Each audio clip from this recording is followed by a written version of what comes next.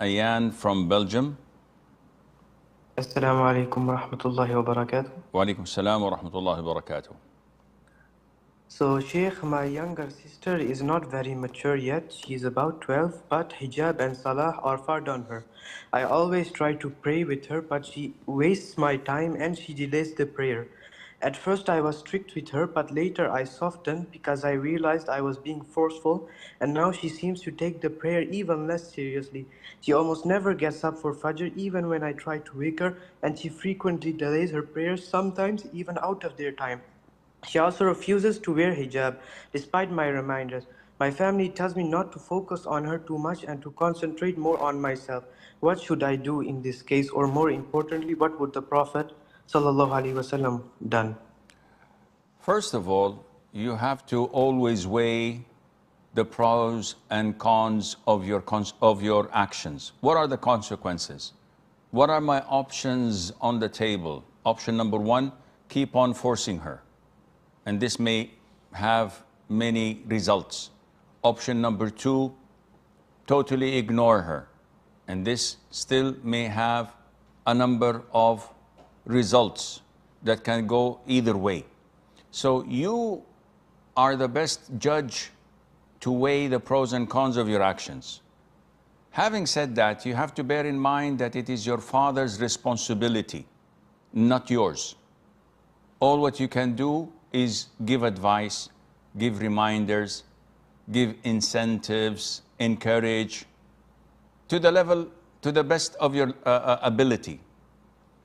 The one who's going to go to hell for not doing his job is your father and mother.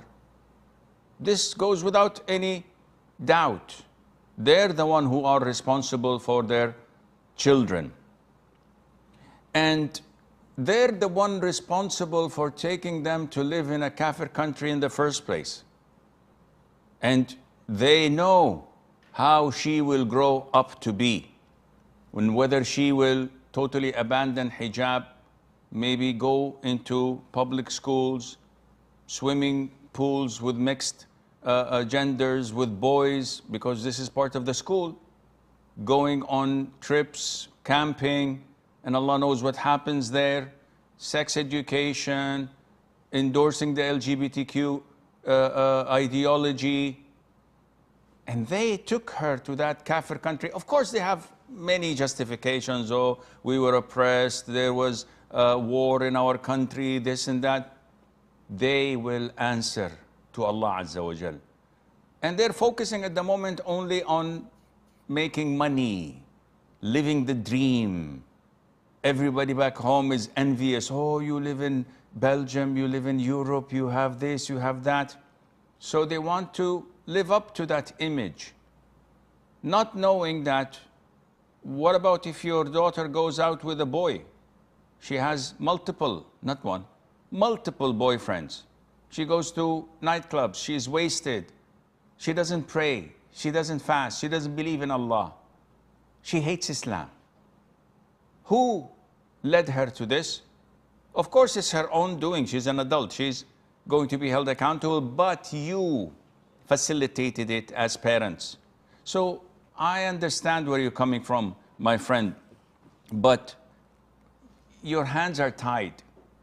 You live in a kafir country and this is the system. And your parents know that. So your options are very limited. You still have to be kind, caring, loving, knowing that she's still a kid, knowing that shaitan is waiting to push you a little bit so that she would be repelled by your approach, hence hate Islam, hate Quran, hate Salat.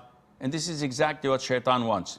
So you are walking a very thin line. You have to be very careful, very diplomatic, very compassionate and considerate of how she feels and how shaitan messes up with her head, along with her friends at school, along with some of your family members, filling up her head with these weird ideas about you and about Islam.